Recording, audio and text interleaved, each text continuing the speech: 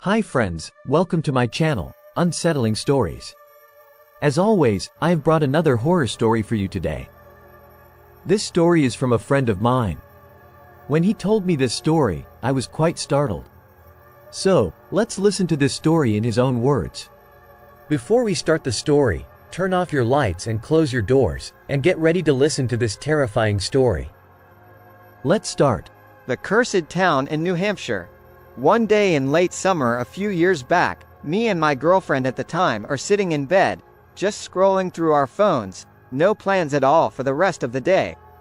That's until my phone rings.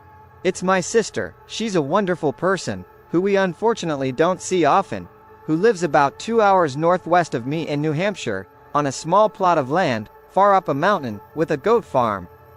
She asks us if we would like to come up for the day, see her and the goats and just relax together a little. Feeling kind of lazy and not wanting to drive that far, I almost decline, but she is my sister and like I said, I don't see her often, so I agree. Me and my GF pull ourselves together and get going, and this is when things start getting weird. An hour and 20 of driving has gone by, and we're nearly in her town, when the first inkling of fear arises. Both of our phones are nearing 1% battery. I swear we had them charged, but we must have just forgot. Unfortunately, though, we had no charger, and there's no stores in the area to buy one, so we figure we just try and get to my sister's as quickly as possible. Remember I said it's a 2-hour drive? Almost 40 whole minutes of it involves winding dirt roads, even some class 4, that lead up to the top of the mountain she lives on. There is nothing up here, houses maybe every few miles, and most look unlivable, all run down and dirty, with junk cars in the front yards and such. But my sister's house is nice, so we continue on. The idea that my phone died before I get house is ringing in my brain.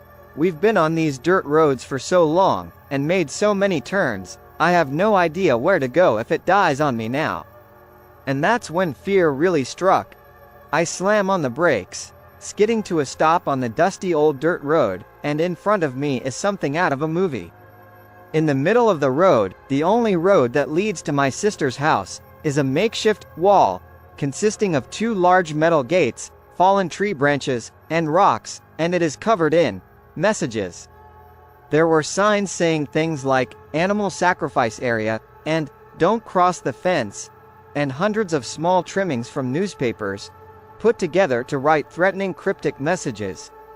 One of them basically saying, "The cult now owns this land, and if you enter, you better have a gun on you, because you'll need it."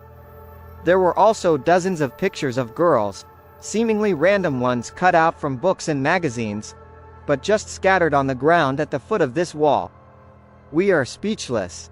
We sit in our car for maybe 10 minutes just looking at this structure, and wondering if it's even safe to get out and look at it. But eventually, I do.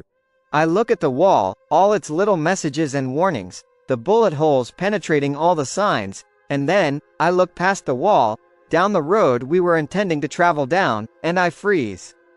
I hear large footsteps, off the road into the woods, crunching leaves and snapping sticks.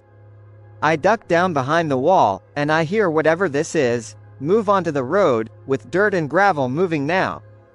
I peek through a small hole in the metal gates, and what I see has stuck with me since. I, and my girlfriend, swear on our lives, it was the biggest human we had ever seen, and when I say big, I mean tall, but also wide, like Hagrid from Harry Potter. This man was at least 3 times bigger than the second biggest I'd seen, and he was holding an axe. I watch as he turns 90 degrees, and face directly down the road, not towards me, but away, and then just stands there, motionless. I am mortified at this point, and after gaining the courage, I sprint to my still open car door, and floor it in reverse out of there, and my GF says, "The man in the road, never for a second turned around." A few minutes later, after making it a good mile or 2 away from the area, we pull over to catch our breaths, and figure out what is gonna happen from here. My sister's road is blocked, we saw some insane man, and our phones are dead. Both of them. I want to scream, but I keep it cool as not to scare the crap out of my GF. We soon decide, the only thing we really can do, is drive the other way, and attempt to get back to town without directions. There, maybe we can ask someone where the closest store is for chargers. And after this point, is where the more paranormal starts to happen. We drive for a few more minutes, passing a house or two, and then on our right, a road, East Washington Road it's called. This immediately rings a bell in my head. The last text my sister sent me before my phone died was directions to get to her house, and she specifically put at the end, "Don't turn on to East Washington, it's confusing, and I don't think it's where we turned before, so we just keep going." A few more minutes pass and there's a road on our left this time. East Washington Road, again? Me and my GF recognized this weirdness immediately, but figured hey maybe it just looped across somewhere we missed. Not even a minute later, on the left again, East Washington Road, it is getting creepy now, and after the whole roadblock incident we are still very on edge, and start to feel like something is wrong. We continue straight anyway, and no lie, at least 7 to 8 more times, we pass East Washington Road, on both sides of the road we're on, over and over again, until we reach a fork. This fork sent chills down my spine for 2 reasons. First is, I know we did not come in through this fork, so we must have missed our turn, a turn onto East Washington no less.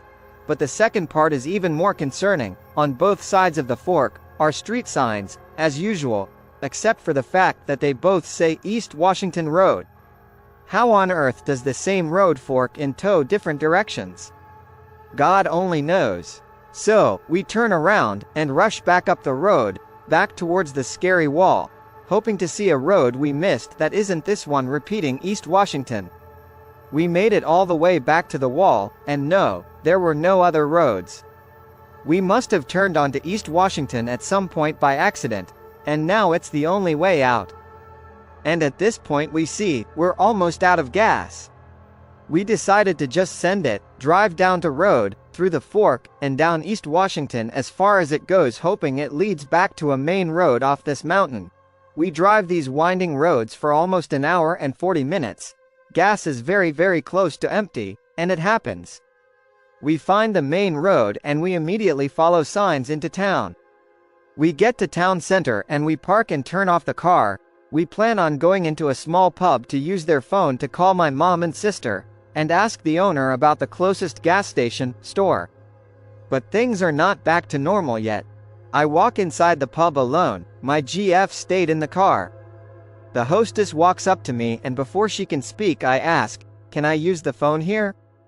I'm lost and mine is dead, and I kid you not, without a word, or any face of acknowledgement, she just turns around and walks away.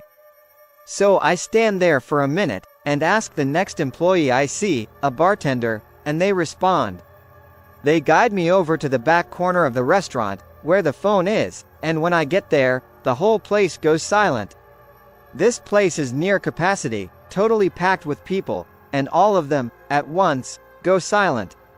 And this silence doesn't feel like, be quiet while he's on the phone to be nice silence, it's very uncomfortable silence. But despite this, I call my mom, she picks up and I explain all that has happened and how we're lost and almost out of gas and she interrupts and says, "Who is this?" And then immediately hangs up. What do you mean who is this? Your son, who at that point had been talking to you for 5 minutes. I'm far past bothered at this point so I leave the pub and hop back in the car. My GF tells me she asked a man on the street about gas stations and he said there was one right down the road, but it didn't have a store. That was okay, we knew this town, and I could get us home without our phones being charged. So we get the gas, fill up, and get on our way. Feeling sick at this point from all the weird shit that keeps happening to us.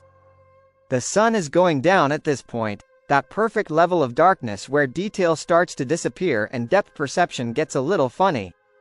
We're about halfway home at this time when out of the corner of my eye, I see strange movement off the side of the road. I slow down a little and look over and I am shocked, it looks like the ground is festering. Like all the dirt and leaves and shit in the woods is all scurrying around in a giant mosh pit. My GF sees this too, and we both are silent, just like WTF. At this point in the day, I couldn't pass this completely without an explanation without feeling like I was going insane. So I slow down my car, and turn off the road onto the shoulder with my lights facing into the woods, and what I see is relieving, but also very confusing. The ground wasn't festering around like maggots. It was actually like 20,000 brown chickens. Just in someone's yard and back forest area. Why? I don't know, but it's the most chickens I'd ever seen in my life. Without even saying a word, I pull back onto the road and we keep heading home. We make it back to our hometown. But, whatever evil shit decided to curse us that day, needed a cherry on top of its torture. We're driving through a big open field, one we know very well, and we see nearly 10 cars pulled off the road, some even into the field. This is not normal at all. Then we see the car heading our direction in the road, slam on their brakes, and immediately all the people inside jump out. Once again, obviously not normal.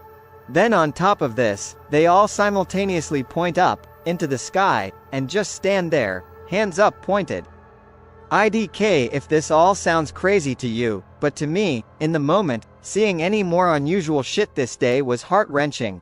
Me and my GF look up in the sky, and what we saw, we couldn't explain, a huge glowing orange-red ball. Literally twice the size of the sun normally, and so dim that you could look right at it, and it genuinely looked like it was moving.